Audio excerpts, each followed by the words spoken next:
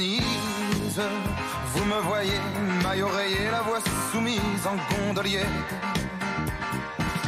Pagayant pour une... Bonjour. Avec la visite guidée hebdomadaire de Thomas Hervé, cette fois-ci direction Venise au XVIIIe siècle. Ça doit être bien à cette époque-là. Autant la cité des doges symbolise quoi? Dans le désordre, le luxe. Ils sont riches à Venise à cette époque-là. Les plaisirs, les festivités. C'est comme ça qu'on le voit en tout cas. Exactement. Alors Sérénissime au musée Cognacq-Jay, il y a quelque chose de très curieux, c'est qu'au XVIIIe siècle, Venise est en train de descendre politiquement parlant. C'est-à-dire, ce n'est plus la cité rayonnante et au pouvoir qu'elle a pu avoir au XVIe ou au XVIIe siècle. Et pourtant, c'est au XVIIIe siècle que son rayonnement culturel va être le plus important. Et donc, Sérénissime, c'est au musée Cognacq-Jay. Alors, c'est une petite exposition. Vous rentrez là, vous avez des teintures. On a reproduit un peu l'image des fêtes qu'il pouvait y avoir dans les palais des doges. Mais on explique pourquoi on l'appelait la Sérénissime. Déjà, pourquoi on l'appelait la Sérénissime? Et surtout, vous savez qu'il y avait évidemment le carnaval. Qu'est-ce que c'est que le carnaval exactement? D'où vient ce mot, le carnaval? Vous aurez la réponse dans la visite guidée. Et puis, bien entendu, qui dit carnaval, dit port du masque. Parce que c'est ça qui est très important. Vous allez apprendre dans cette exposition pourquoi on avait impérativement besoin de porter un masque. Vous savez, quand on va au bal masqué, on met un masque pour des raisons... on met un masque pour des raisons purement esthétiques. On se dit que c'est sympathique, c'est pratique. Mais vous verrez en fait dans cette exposition... Mais est-ce qu'il parle d'économie? Pourquoi cette ville était si riche? Qui la dirigeait? Qui la dirigeait, le Doge. Et surtout, ce qui est très impressionnant, c'est pourquoi est-ce qu'on avait finalement besoin, y compris économiquement, de ce carnaval? Eh bien, tout simplement parce que pendant le carnaval, il se passait des jeux, il se passait des échanges d'argent. Vous voulez dire que c'était l'essence même? C'était la centrale, le cœur du réacteur? C'était le carnaval? Le carnaval n'était plus le cœur du réacteur économique, puisque la Venise au XVIIIe n'est plus ce qu'elle était, mais en revanche, c'était le cœur du réacteur culturel. Et alors, ce qui est intéressant, c'est que vous allez quand même découvrir des peintures. On est dans un musée, donc vous avez Tiepolo, vous avez Guardi, vous avez Longhi, évidemment, on vous a fait la visite guidée.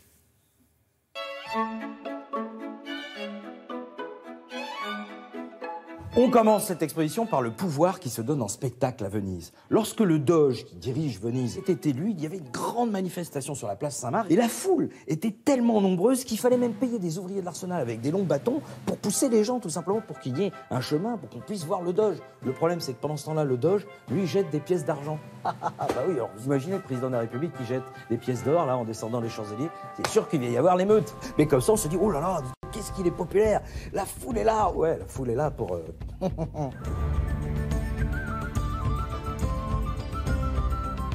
Alors évidemment, nous sommes à Venise, et qui dit Venise dit carnaval dit masque. Et surtout, exceptionnellement, pendant le carnaval, on avait le droit de se livrer au jeu d'argent, ce qui était complètement réprouvé par la morale chrétienne. Donc, pour éviter qu'on puisse se reconnaître entre membres du clergé, entre aristocrates, et puis gens de petites vertus, les tricheurs, les prostituées, eh bien tout le monde devait porter un masque, voilà. Et donc ça s'appelle le ridotto. C'est au premier étage d'un palais, et c'est tout simplement la naissance du premier casino en Europe. Il n'y avait pas moins de 70 masques répertoriés différents. Ici, je porte le masque du pharmacien. Ici, vous mettiez des petites plantes médicinales, soit pour soigner, soit aussi parce que... Eh oui, au XVIIIe siècle, vous avez quand même des odeurs. Et puis, il y a un masque terrible qui s'appelle la moretta, réservé exclusivement aux femmes. C'est un masque tout noir, et il ne tient que parce que la femme mord quelque chose dans la bouche, comme ça, elle tient le masque.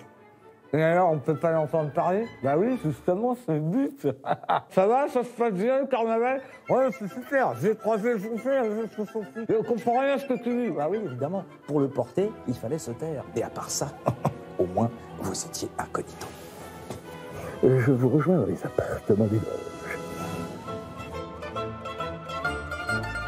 Mais au fait, d'où vient l'origine du mot carnaval? Eh bien, en fait, avant le carême, place Saint-Marc, on sacrifiait les derniers bœufs et les derniers porcs, parce qu'après, pendant 40 jours, on fait maigre. Hein. Et donc ensuite, on enlevait la viande. Carne, la viande, levare, on l'enlève. Carne, levare, carne, levare, carne, levare, carne, levare, carnavale. Tout le monde fait la fête, sauf si évidemment vous avez la moretta. Carnavale.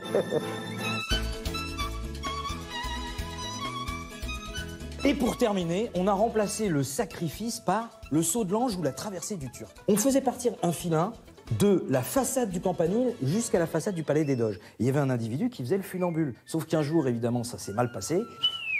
Et inutile de vous dire qu'à cette hauteur-là, quand vous tombiez en bas, vous finissiez en haut, avec les anges. D'où le nom, le saut de l'ange. La Sérénissime, pourquoi on l'appelle ça? Un rapport avec son Altesse Sérénissime? C'est ça, c'est très très sereine, son Altesse Sérénissime. Et donc évidemment, bah là, on est le Doge, il est le serein des sérins. Donc évidemment, Venise, c'est la Sérénissime. C'est au musée Cognac-Jay jusqu'au 25 juin. Allez-y, vous allez vraiment passer un moment délicieux et merveilleux. Merci beaucoup.